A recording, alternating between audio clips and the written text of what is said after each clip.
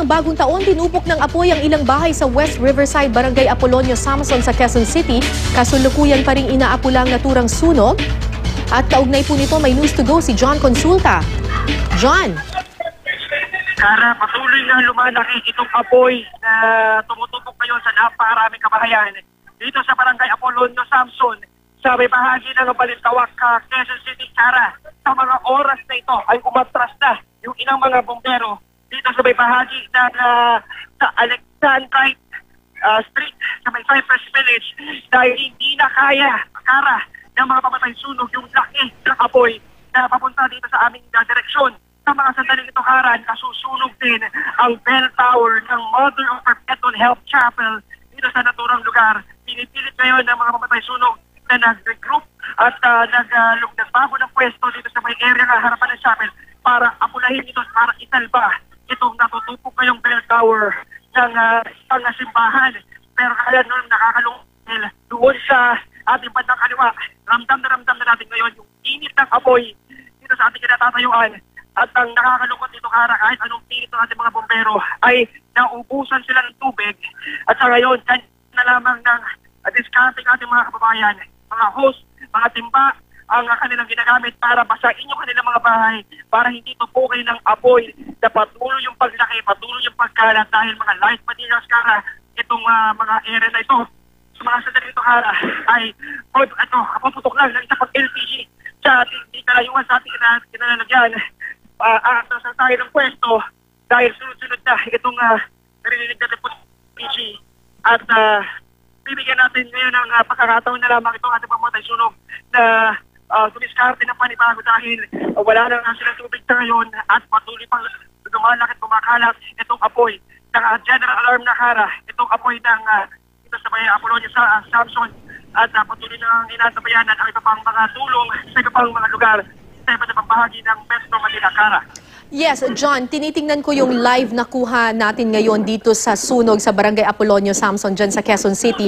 Ang napapansin ko, bukod doon sa dikit-dikit ang mga bahay at gawa ito sa light materials, parang yung nasa likod or nasa harap ng mga kabahayan ay isang creek. Kung kaya may ilang mga bumbero na nandun na mismo at nakalusong na mismo doon sa creek para patayin lamang itong sunog na ito.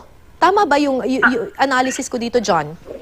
Tama ka doon, Kara. Doon sa may bahagi ito ng Barangay Apolonio, Samson, merong isang creek sa gitna nitong lugar na tinutupok ng apoy. Marami sa ating mga kapuso, ating mga kababayan, ang tumatawid na, Kara. May mga kuha tayo kanina ng mga kababayan natin na bitbit ng kanilang mga appliances. Tumatawid sa creek para maiwasan yung pagkakinga nitong apoy. Pero sa isang mga palad, Kara, ay tumawid na nga ito sa isang bahagi. At patuloy yung paglaki. Hindi na lamang ito doon sa mga lugar ng mga light materials, Kara, pumasok na ito ngayon sa isang subdivision natin naroroonan dito sa Cypress Village at mga residential areas na, Kara, itong mga tinututok ng apoy.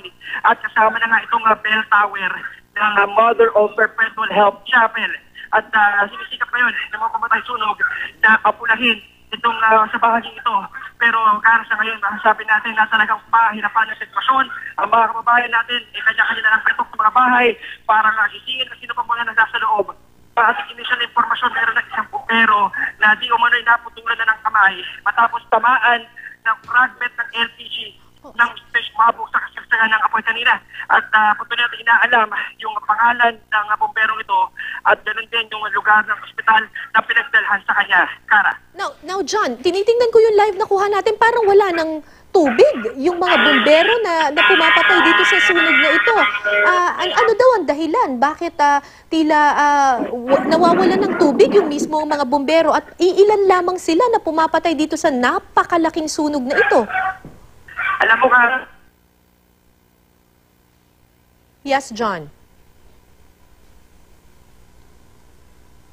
Mga kapuso, yan po si John Consulta. Babalikan po natin ang ibang detalye tungkol sa kanyang ulat. Samantala, ang nakikita nyo nga po mga kapuso ay ang live na kuha sa Barangay Apolonio, Samson.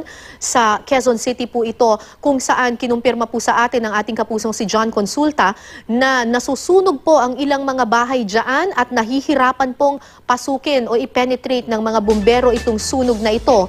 Dahil nga bukod doon sa creek na nandun sa harap mismo ng hilera ng mga bahay na ito ay maliit yung mga pasilyo bagyo sa pagitan ng mga kabahayan at gawa sa light materials itong mga bahay na ito kung kaya mabilis na kumalat ang apoy. Bukod dyan sa hilera ng mga bahay dyan sa Barangay Apolonio Samson sa Quezon City, nasusunog din sa kasalukuyan dyan din po sa vicinity na yan ang bell tower ng isang simbahan dyan. Sa ngayon, nasa general alarm na ang sunog. At patuloy pa rin itong inaapula ng ating mga bumbero. Ayan po, nakikita natin nagkakaroon na ng reinforcement mula po sa ibang mga lugar. Balikan natin, is John Consulta there? Okay, John, are you there? Yes, Kara. No? Sabi ko kanina, pasado alas 6 nung ideklara yung sunog. Pero pasado alas 8 nung ideklara yung general alarm. Doon pa lang nagkaroon ng pagkakataon yung ating mga bombero sa iba't ibang bahagi ng Metro Manila para sumaklolo. Pero sa kabila nito, Kara, no, lahat-lahat na ng lungsod, nandito na yung kanilang mga pamatay sunog. Pero naubusan pa rin ng tubig. At isa pa sa mga naging problema dito, Kara, yung napakasikip na lugar. No? Hindi makapa. Right. John, meron na bang sanhi ng sunog? Base po sa investigasyon. Okay, mga kapuso, babalikan po natin si John Consulta. Nagkakaroon tayo ng problema sa linya ng telepono dahil si John ay mismong nandoon sa vicinity ng sunog na ito kung saan nakikita niyo mga kapuso. Hindi na lang po mga bumbero, pati po mga residente ay nagtutulong-tulong na po sa pag-apula dito sa apoy. Merong, ayan nakikita niyo yung isang babae, may hawak na siyang hose.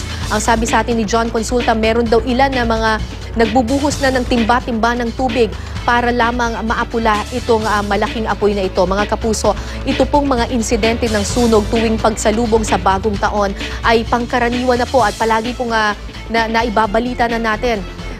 Iba-iba po ang mga nagiging sanhi nito. Posible po yung mga pagsusunog ng gulong kapag gabi, sa pagsalubong ng bagong taon, pagpapaputok at iba pa. Ilang beses na po tayong binalaan ng Bureau of Fire Protection na talagang tumataas po ang insidente ng sunog kapag sinasalubong po, kapag dumarating po tayo sa pagsalubong sa bagong taon. Sa ngayon, wala pang malinaw kung ano ang naging sanhi ng sunog na ito at kasalukuyan pa rin siyang inaapula ng ating mga bumbero.